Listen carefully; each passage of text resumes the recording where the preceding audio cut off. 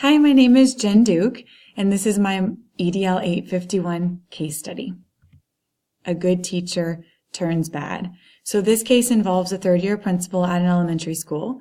So the principal, Mrs. Wilson, she notices that Mrs. Horton, who is a first-grade teacher who in the past has had an excellent track record, has earned several accolades, been a positive member of the staff, has recently struggled with her attitude and behavior towards students, as well as school improvement, and there are several concerns and complaints that are given by parents and students.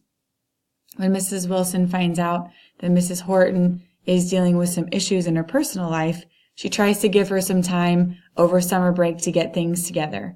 But the final issue was a parent meeting that involved an outburst by Mrs. Horton, and so now the principal needs to determine the next steps.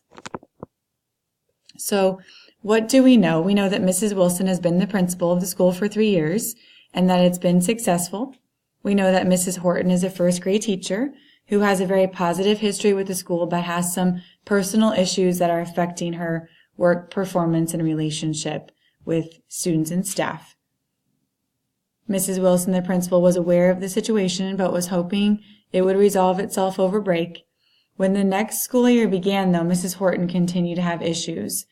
First with the new reading program adoption, and then within the first 6 weeks had several complaints about her behavior towards students. She was late to school and did not hold parent conferences. Also, the superintendent had called to tell the principal that the school board had received complaints about Mrs. Horton as well. Then Mr. Stafford, who's a parent, came to the school asking for a conference and wants his child removed from her class. The principal arranged a parent meeting. The parent meeting was not successful. Mrs. Horton was not prepared. And when Mr. Stafford became accusatory, Mrs. Horton snapped. The principal immediately called an end to the meeting and said she would need to meet with Mrs. Horton and would promise to call the parent later. So there's a few things that we need to know. Was Mrs. Horton on appraisal? If not, should the principal have instituted a growth plan or intervention? Mrs. Wilson, the principal, had done several walkthroughs of the classroom, but had she talked with any students or conducted any interviews to see what they were thinking and feeling? And would it have made a difference if Mrs. Wilson had met with Mrs. Horton before the school year began to see how she could support her? So my plan of action is, as Mrs. Wilson, I would first find coverage for Mrs. Horton's class immediately before class began that morning because she was in no condition to be working with students. Next, I would need to speak with Mrs. Horton privately. And first, before addressing the school concerns, I would ask how she's doing personally. Because as the principal, knowing that she was struggling at the end of last year, I should have proactively checked in on her more to see how I could support her. Next, I would discuss how her personal situation is affecting her job performance and that something needs to change. I would ask if Mrs. Horton has any personal leave days that she would like to consider using so that she can regroup, and I would alert human resources to the situation. In the meantime, I would set up a growth plan that would include regular supervision and evaluation regarding her performance and interaction with students. After the plan was established, I would go over it with her, and we would also discuss the importance of parent communication and follow-through. I would then be very visible in the class, helping to rebuild the trust and positive feelings that the students need to have for our school and with Mrs. Horton. I would also then set up a meeting with Mr. Stafford after the class is covered and talk about his daughter Julia and that she will be moved to another class. I do believe that student well-being comes first, and if Julia needs to be moved, then that's what we need to do. Next, I would ask Mrs. Horton to let me know how I can continue to support her in her classroom so that she can be successful, feel successful, and her students can too. I would also analyze data to assess how the students' academics may have been affected.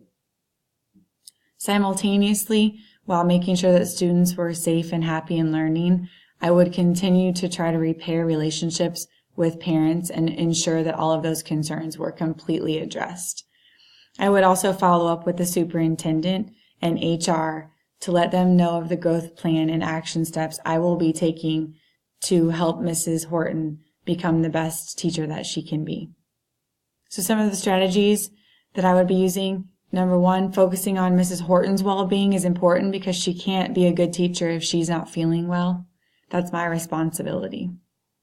Making sure to address the potential academic concerns due to her behavior is vital, and ensuring that those parent and community relationships are repaired is valuable to student and our school's success.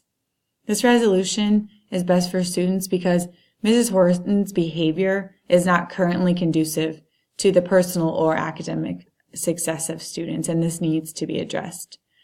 The resolution is best for students because, again, those parent and community relationships have to be repaired, have to stay intact, because that's vital to our continuous school improvement and student success.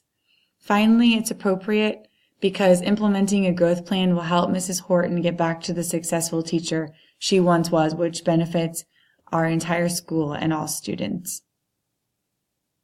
Throughout the process, I was thinking I should have done more as the principal when things first started to go downhill, instead of just hoping that it would resolve itself over the break. I was concerned that our students would not feel safe or happy at school, and that this could affect their personal and academic success. However, I was valuing the fact that I know that Mrs. Horton is an excellent teacher because of her track record, and with the right support and supervision, we can turn this around. A few unresolved issues: if I move Mr. Stafford's daughter Julia into another class, will this then create a domino effect of other requests, and how would I handle that? What if my plan of action doesn't result in the reparation of parent relationships? How might this affect Mrs. Horton's future? How might this affect our school? And what do I need to do about that further? And then finally, if the growth plan that is implemented is unsuccessful, what do my next steps need to be to protect the personal and academic success of our students? So in category 5, we're looking at how an educational leader promotes academic success and personal well-being. So in component 1, related to the academic success of students, the growth plan that I would set up and implement is a step to ensure academic success. Me taking time to analyze current data, either alone or with Mrs. Horton, will help determine any next steps that need to be taken regarding academic success and instruction. And visibly supporting Mrs. Horton in her classroom is a way to promote academic success. When it comes to the personal well-being of students, getting her class covered ensures that she is not able to negatively impact students' well-being. Again, the growth plan that will include her behavior and relationships with students will help address student well-being, and me being present in the classroom will help rebuild that trust and make sure that students feel safe and happy at our school.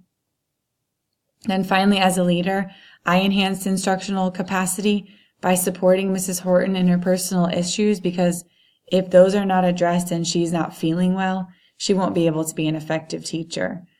I also, by helping repair parent relationships, this will enhance the instructional capacity because it's vital to our school's growth and student success that those are in good shape.